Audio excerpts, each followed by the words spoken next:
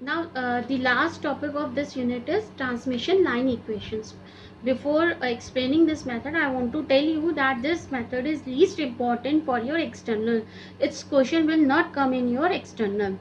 It rarely comes, but these questions are very lengthy, but we have to cover this topic. That is why I am explaining you.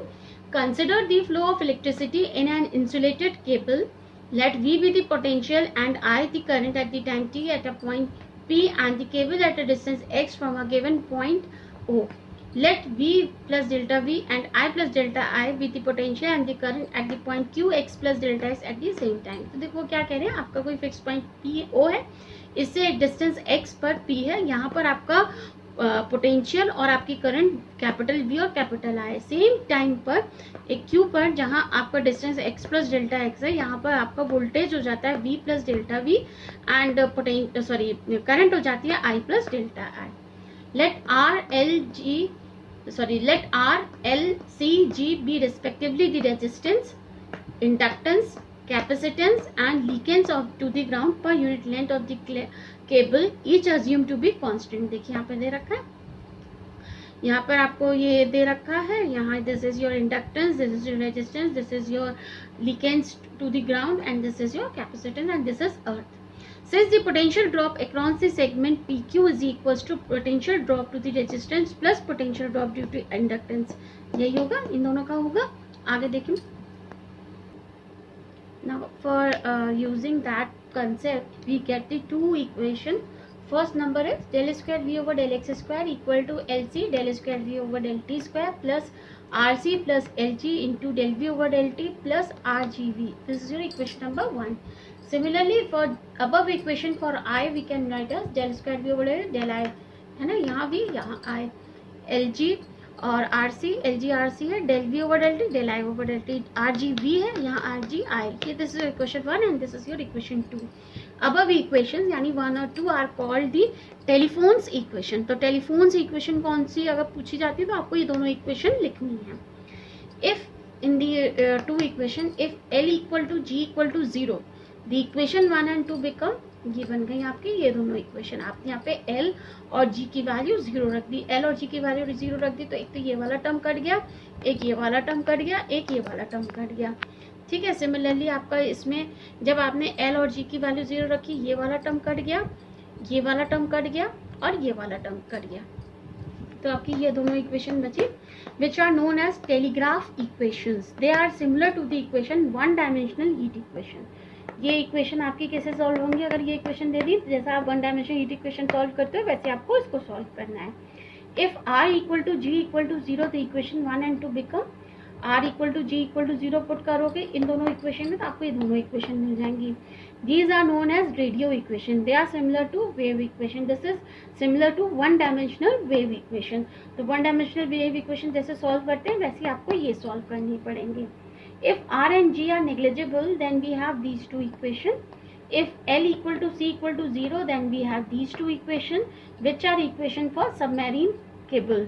तो submarine cable के लिए आपकी अगर पूछा जाए तो ये दो इक्वेशन है. तो आपको इन टोटल 1 2 3 4 5 6 7 8 9 10 ये इक्वेशन मगअप करनी है. आपसे ये इक्वेशन कभी भी फॉर्मूले के रूप में पूछी जा सकती है. तो ये आपको एनी हाउ मगअप करना ही करना है, क्योंकि क्वेश्चन में आपको मेंशन नहीं होंगी इक्वेशन, खुद से बनानी है, खुद से सॉल्व करनी है. तो ये जो आपकी बाकी की 8 इक्वेशन है ये इन्हीं दो इक्वेशन में से निकलेंगी.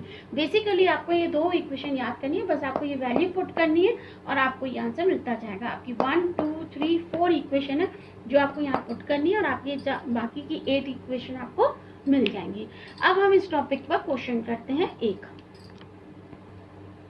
Now the question is given as find the current I and voltage E in a line of length L t seconds after the ends are suddenly grounded. Given that ये condition दे रखी है, आपको दे रखी है also R and G are negligible. तो इससे just पहले वाला आप थोड़ा सा बैक करके देखेंगे तो उसमें मैंने आपको कंडीशन लिखवा रखी है R और G negligible हो तब क्या होता है ना.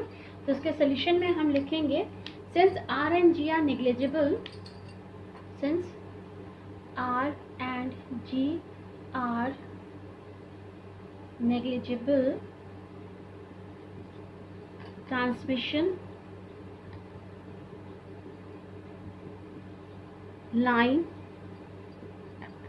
equations become, आपकी हो जाएगी del E over del x is equals to minus L del I over del t, equation number 1, del I over del x is equals to minus C del E over del t. आप देखोगे तो आपको यही equation मिलेगी, बल्कि जो वहाँ we था उसकी जगह मैंने यहाँ और यहाँ ई लिखा है, क्योंकि हमारा वोल्टेज ई है। तो वहाँ जहाँ जहाँ आपका वी था वहाँ वहाँ मैंने ई लिखा है, जहाँ जहाँ आई था वहाँ वहाँ मैंने स्मॉल आई लिखा है। ठीक है, अब नेक्स्ट करेंगे। अब आपको क्या करना है, इस इक्वेशन में से एलिमिनेट करना है आपको, मतलब एक हम आई को एलिमिनेट करेंगे या ई को एलिमिनेट करेंगे। तो हमारे पास इक्वेशन एक ही वेरिएबल के फॉर्म में होगी तो हम सॉल्व कर लेंगे। तो सबसे पहले मान लीजिए अगर हम एलिमिनेट करते हैं आई को, तो हमें क्या करना होगा, डिफरेंशिएट करना होगा इक्वेशन 1 को। Differentiating equation 1 partially with respect to x.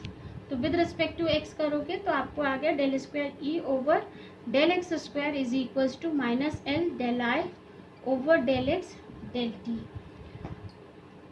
अब आप डिफरेंशिएट करो इक्वेशन 1 को partially with respect to t. तो आपका आ गया del square I over del x del t equal to minus C del square E over del t square. ठीक है, तो जब हम इन दोनों इक्वेशन को कंपेयर करेंगे तो यहाँ से हमारा del square I over del x del t की वैल्यू क्या आ जाएगी, कितनी आ जाएगी, -1/L del square E over del x square. यहाँ से आपकी del square I over del x del t की वैल्यू कितनी आ जाएगी, वो तो दे ही रखी है ना। तो from these two equation this and this we have del square -1/L, ये आएगा, माइनस से माइनस कट जाएगा, तो आपकी इक्वेशन आ जाएगी del square E over del x square, L को भी उधर ले जाएं तो L C del square E over del t square. This is your equation number 3। ठीक है, 3 है, इसमें हम वही मान लेंगे, let E is equals to X T where X is a function of x only and t is a function of small t only। तो del square E over del x square की value आ गई X double dash T, and del square E over del t square की value आ गई X T double dash. तो from equation 3 हमें मिल गया X double dash T equal to L C X T double dash. तो देखो ये वन डायमेंशनल वेव इक्वेशन के फॉर्म में है, तो हम इसको मान लेंगे माइनस पी स्क्वायर के बराबर, है ना। और कांस्टेंट मैंने आपको हमेशा से बताया था किसके साथ आता है, टी के साथ। तो हम इसको ऐसे लिख सकते हैं एक्स डबल डैश, और ये आ जाएगा आपका L C T double dash upon T equal to minus P square. तो इसको हम सॉल्व करेंगे एक एक करके। तो पहले हमने, मैं वापस इक्वेशन लिखती जाऊंगी तो आप लोग मत बोलिएगा। पहले हमने लिख लिया X double dash upon X is equals to minus P square, तो X double dash plus P square X is equals to 0। तो ये आ गया D square plus P square of X is equals to 0। ई आ गई आपकी M square plus P square equal to 0। तो एम की वैल्यू आ गई प्लस माइनस आई पी। तो सी एफ आ गया आपका C1 cos px plus C2 sin px। Since q equal to 0 implies pi is equals to 0 implies capital X is equals to C1 cos px plus C2 sin px। Next आप देख लेंगे B part हो जाएगा आपका L C T double dash upon T equal to minus P square. तो ये value हो जाएगी आपकी T double dash plus P square upon L C T equal to 0। यह हो जाएगा D square plus P square upon L C T equal to 0, तो A E आ गई हमारी m square plus P square upon L C equal to 0। तो M की value आ गई आपकी plus minus I P upon root L C.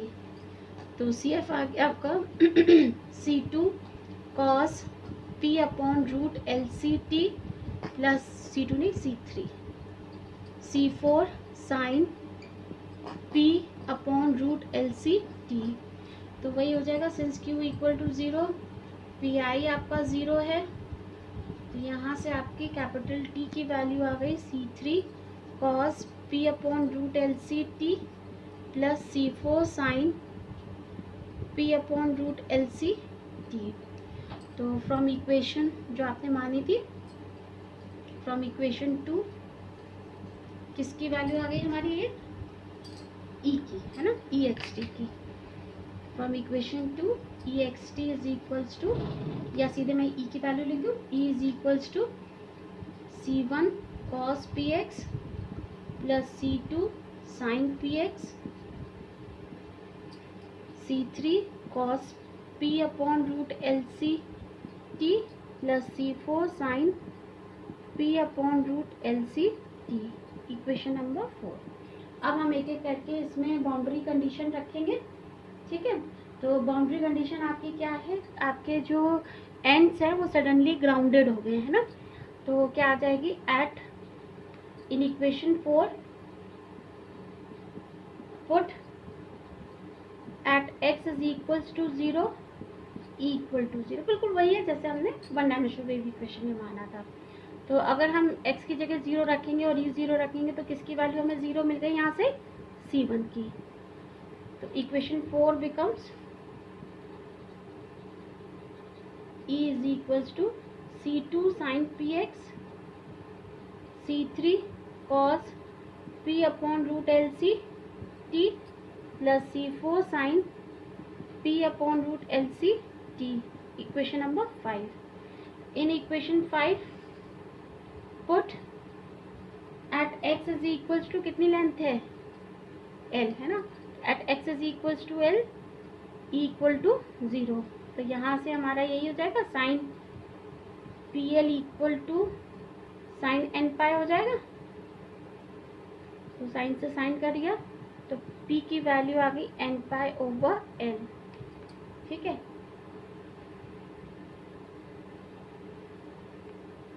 Then equation 5 becomes e is equals to c2 sin n pi x over l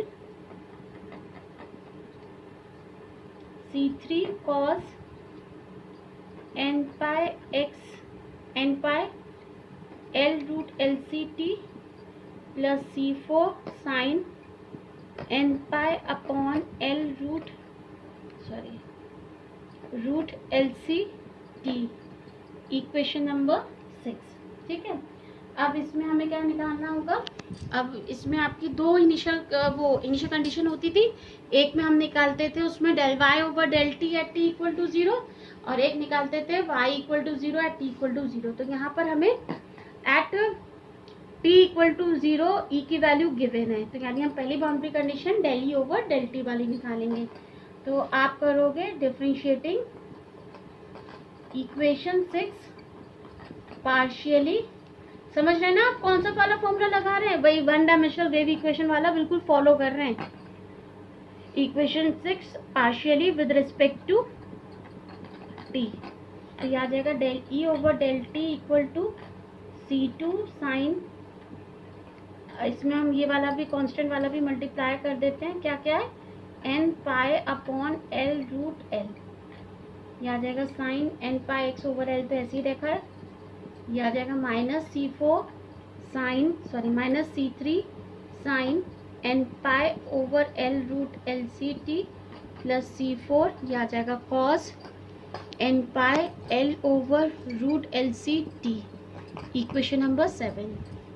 in equation 7 put at t equal to 0 del E over del t equal to 0, यही थी हमारी equation.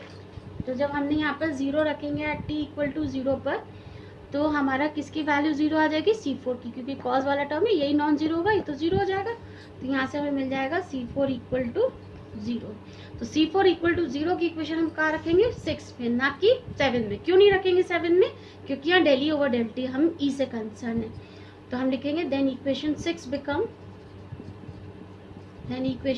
Becomes E is equals to C2 sin n pi x over L, C4 तो 0 हो गया, C3 cos n pi over L root LC t। ठीक है, तो इससे फिर आप लिखोगे the most general solution is, क्या हो जाएगा, E is equals to summation, ये आ जाएगा आपका, मैं बी एन ही लिख दूँ, B N sine N pi x over L cos N pi L over root L C T. This is your equation number 8। Now in equation 8 put, जो आपको क्वेश्चन में दे रखी है, at T equal to 0 E की value दे रखी है E naught sine pi x over L. तो यहाँ आ गया E naught sine pi x over L equal to summation B N sine N pi x over L. Cos 0 की value तो 1 होती है। जब आप इसको लिखोगे तो b1 sine pi x over L तोड़ के लिखोगे, b2 sine pi 2 pi x over L plus 1। तो on comparing sine pi X pi L को sine pi X pi L से करोगे तो ई नॉट की वैल्यू हमें मिल गई b1। ठीक है, तो हम लिखेंगे on comparing we get, on comparing we get b1 is equals to E naught. बाकी तो आपके सारे 0 है। Then from equation 8 we get, equation 8 से हमें मिल गया E is equals to b1 मिलेगा, n इक्वल टू 1 के लिए b1 मिलेगा, b1 की वैल्यू ई नॉट है, n इक्वल टू 1 रखा तो sign pi x over L हो गया, n इक्वल टू 1 रखा तो कॉस, ये ना cos pi upon L root L C T. तो ये मिल गया हमें कौन सा, सॉरी एन पाई ना, एन पाई नहीं पाई, क्योंकि हमने एन इक्वल टू 1 रखा है तो पाई। तो ये तो हमें मिल गई किसकी वैल्यू, ई की। This is the answer of our E. लेकिन अब हमें और किसकी वैल्यू निकालनी है, आई की, आई की भी निकालनी है। तो हमारे पास जो इक्वेशन थी वो हम इक्वेशन दोबारा से लिखते हैं, तो वहाँ से हम सीधे सीधे आई की वैल्यू निकाल लेंगे। ठीक है, तो आपका क्या था, minus L del I over del t is equals to del E over del x. ये इक्वेशन मैंने आप लोगों को स्टार्टिंग में लिखवाई थी, जब हमने उसके एंड्स जो हैं वो कर लिए थे, जब हमने कंसिडर करी थी अपनी इक्वेशन की। आप देखना, जब मैंने आपको स्टार्टिंग में कराया तो इक्वेशन नंबर 1 मैंने यही लिखवाई है। ठीक है, ये वैल्यू होती है। तो यहाँ से आपकी आ गई del I over del t is equals to minus 1 upon L del E over del x, यही आया। तो minus 1 upon L del E over del x है ना। तो del E over del x, del E है with respect to x, हम करेंगे इसको डिफरेंशिएट। तो क्या आ जाएगा, E naught pi upon L, sine को किया तो आ गया cos pi x over L, और ये तो cos pi L over root L C T आपका राई। ठीक है, ये आ गया आपका del I over del T. अब del I over del T में हमें आई निकालना है, तो हम क्या करेंगे, इस पूरी इक्वेशन का क्या करेंगे, इंटीग्रेशन कर देंगे विद रिस्पेक्ट टू टी। तो आप लिख लीजिए integrating above equation with respect to t, with respect to t करेंगे। और अगर हम चाहें तो x को कांस्टेंट भी ले सकते हैं। तो i इज इक्वल्स टू क्या आ जाएगा, आपने इसको इंटीग्रेट किया, minus E naught pi upon L L cos का इंटीग्रेशन किया तो हमें क्या मिल गया विद रिस्पेक्ट टू टी है, तो cos pi x over L तो ऐसे ही रहेगा हमारा, क्योंकि ये तो एक्स का फंक्शन है। इसको हमने किया, कॉस वाले को इंटीग्रेट किया तो ये आ गया sine pi upon L root L C t. Constant का मल्टीप्लीकेशन है तो मैं यहीं लिख देती हूँ, इसका आ जाएगा L root L C upon pi, ये भी होता है ना अपॉन में, प्लस इंटीग्रेटिंग कांस्टेंट को मैंने लिख लिया एफ ऑफ एक्स, क्योंकि एक्स हम यहाँ पे एज अ कांस्टेंट ट्रीट कर रहे हैं। ठीक है, तो आपका लिखने, सिंस आपका क्या है, ये वाली इक्वेशन दे रखी है, at t equal to 0 I is equals to I naught, तो क्या आ जाएगा इन इक्वेशन आपकी हो जाएगी 9, इन इक्वेशन 9, तो ये आ जाएगा I naught is equals to at T equal to 0, तो एट टी इक्वल टू 0 रखेंगे तो साइन 0 0 होता है तो ये पूरा कट जाएगा, तो क्या बचेगा एफ एक्स, एफ एक्स की वैल्यू आ गई आई नॉट, देन इक्वेशन 9 बिकम्स, यहाँ आप काट दो, क्या क्या कट गया, एल से एल कटा, ये भी एल से एल कटा, ठीक है, वो रूट एल टाइम्स कटा है, तो आई की वैल्यू आ गई आपकी becomes I is equals to I naught, ठीक है, आई नॉट मैंने किसकी जगह लिख दिया, एफ एक्स की जगह, ये कौन माइनस में था तो मैंने लिख दिया माइनस ई नॉट, ये रूट एल टाइम्स कटेगा नीचे वाला तो ये आ जाएगा root C upon L, E naught root C upon L cos pi x over L into sine pi T over L root L C. So this is your answer of I. तो आपने देखा कितना बड़ा question था, एक answer आपका ये है और एक आंसर आपका